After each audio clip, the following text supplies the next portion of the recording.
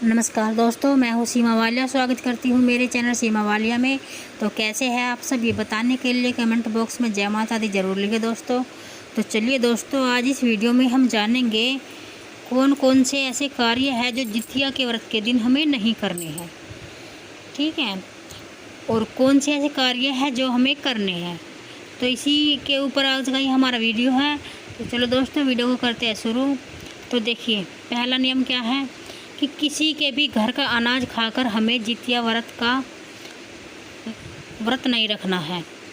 जितिया का व्रत नहीं रखना है और किसी के भी घर का अनाज खाकर हमें जितिया का व्रत का पालन नहीं करना है।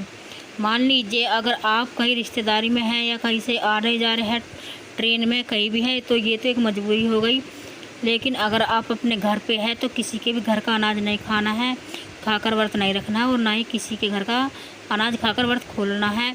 अब चलिए, हमारे घर में पारण बन गया और आप अपना व्रत खोल लीजिए, खा लीजिए। अपने आपके आसपास पड़ोस के मतलब लोग कहने लगे तो ना, ये हमें कार्य नहीं करना है, ठीक है।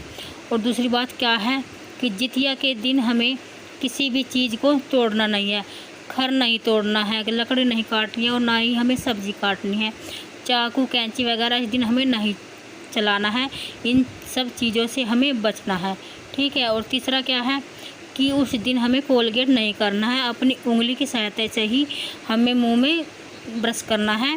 और ना ही हमें नीम की दतून करनी है, और नीम की और आम के पेड़ की हमें दतून नहीं करनी है, क्योंकि ऐसा माना जाता है कि ये दोनों वृक्ष वंश का प्रतीक होते हैं और इन्हें तोड़ने से वंश की हानि होती है, ठीक है। और चौथा नियम क्या है, जिनके सास नहीं है वो जितिया के व्रत में सिंदूर नहीं लगाएगी, और जिनकी सास है वो ही सिंदूर लगाएगी जितिया के व्रत में, ठीक है। और पांचवा नियम क्या है, देखिए, हमें जितिया के व्रत में सिर के ऊपर से नहाना है, ठीक है।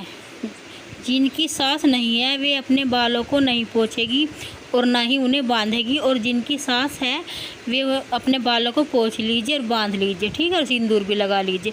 लेकिन जिनकी सास नहीं है उनके लिए ये इस व्रत में बहुत सारे नियम कानून है, उन्हें अपने बाल नहीं पोंछने हैं, क्योंकि ऐसा माना जाता है कि जितिया के व्रत में जब उनके बाल, जिनकी सास नहीं है, उनके बालों से जो पानी टपकता है वो उनकी सास के मुँह में जाता है, तो इसलिए वो अपने सास के लिए बालों को नहीं पूछेगी, ठीक है। और अगला क्या है कि हमें इस दिन किसी भी जीव जंतु की हत्या नहीं करनी है, ज़्यादा साफ़ सफाई के चक्कर में नहीं पड़ना है, जैसे कि झाड़ू पोछा कर लिया, अपना बचाव के रहना है, क्योंकि ये व्रत बच्चों के ऊपर इस पर जीव दया करनी है। किसी भी जीव की हमारे हाथ से हत्या ना हो, जैसे कि कीड़े मकोड़े, मच्छर मक्खी, अगर आप काम करेंगे, साफ़ सफाई करेंगे तो आपके हाथ से जीव हत्या होनी है, इसलिए काम करने से थोड़ा इस व्रत में बचे। आप सो लीजिए, ऐसा कोई नियम नहीं है कि व्रत में सोया नहीं जाता, ठीक है। और अगला क्या है कि देखिए, व्रत के दिन हमें अपने बेड की चादर बदल देनी है, क्योंकि गंदी चादर पे हमें नहीं लेटना है। जैसे बच्चे गंदी कर देते हैं, कुछ भी चीज़ बिखेर देते हैं तो चादर झूठी हो जाती है, और व्रत में हमें शुद्ध स्वच्छता का बहुत ध्यान रखना है, तो बेड की चादर आप ज़रूर बदल लीजिए, ठीक है। और अगला क्या है कि देखिए, इस दिन बच्चों को हमें नहीं डांटना है, ठीक है। तो बच्चों का ही तो ये व्रत है। बच्चे से सुनकर हंसते हैं कि चलो आज के दिन तो हमारे पर मम्मी दया कर रही है, हमें छोड़ रही है। चाहे बच्चे कितनी भी शैतानी करें, कितनी भी गलतियां करें, बच्चों को बदमाशियाँ चाहे जितनी करें, उन्होंने नहीं डांटना है। उनका ही व्रत रखा जाता है, और अपने बच्चों को अच्छे से नए कपड़े पहनाकर तैयार करें और सभी बड़ों का आशीर्वाद उन्हें दिलाएं, उन्हें बच्चों को अपने पैर छूने के लिए कहें, अपने बड़ों का, ठीक है। तो अगला क्या है कि देखिए, इस व्रत का जो हमें पारण है करना है तो गर्म चीज़ें खाकर ही करना है, किसी के घर की नई चीज़ खानी और नहीं ठंडी चीज़ खानी, इससे क्या है हमारा गला ख़राब हो जाएगा। जैसे भी आप बनाते हो तो ताज़ा ताज़ा बने, गर्मा गर्म, और गर्मा गर्म ही हमें खाना है, ठीक है।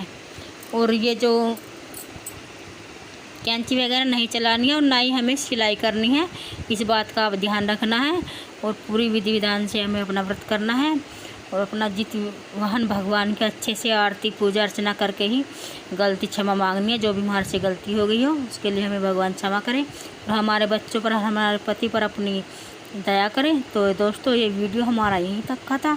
अगर आप लोगों को मेरा वीडियो पसंद आता है तो मेरी वीडियो को लाइक और चैनल को सब्सक्राइब कर दीजिएगा। और फिर मिलूँगी आपसे किसी नई वीडियो में, तब तक के लिए नमस्कार दोस्तों।